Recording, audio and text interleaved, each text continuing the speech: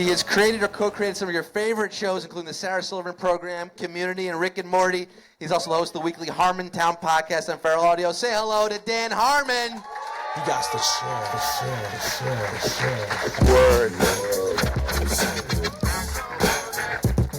Yo. Well, from the sea to the shining sea, I got liberty in my feet, you see. Oh, yeah. Dan's been dipping into the Kettle One that we provided backstage. That Kettle One is like funny propellant. Fuel for the fire inside Dan Harmon. How are you feeling about our conversation here and all this going on? I was loving it. I was standing in the back, and I thought there were some great bits.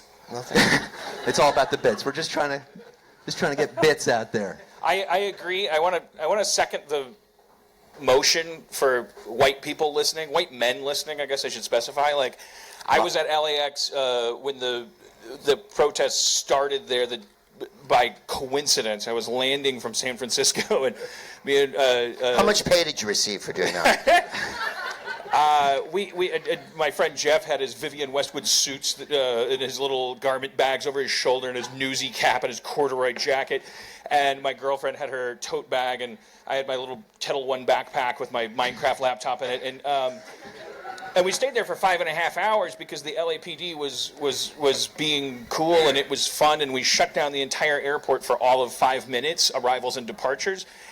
I have no idea what we were doing, but I know one thing I really walked away with was like, there aren't enough white people here, and there's way too much emphasis on that. When the riot shields are right there, and people feel it's necessary, that you know are your friends, that you know you're on the same side. When you're hearing like white people up front, white people in the middle, like when you're it's like the idea that race is an actual factor at these protests, like, goes to show you, okay, it's time to cash in some gift certificates, or what's the opposite of that? Time to pay your fucking bills. Yeah. It's if you believe in privilege, which means so you're one of those white males that isn't arguing there's no such thing as privilege. So you're a white male that thinks there is such a thing as privilege.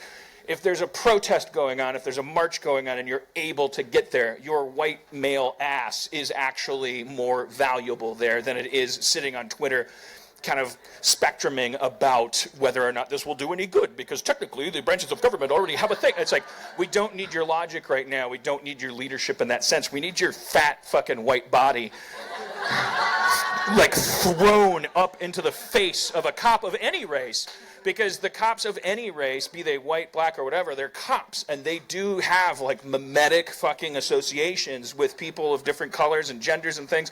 And if there's a bunch of white dudes in the front, it appears to make a difference, and I think that's really important. So, So what are we doing here? I don't know.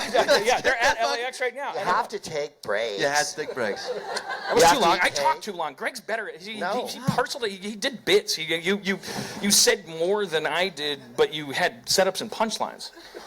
Dan, you're a writer of enormous expressiveness and tremendous creativity, and no one expects you to have chunky little jokelets like an old donkey like me. So I was flattering myself by competing with you. It's like I don't think we're competing at all. I think we're complimenting ourselves See, this in is a the thing. tremendous way.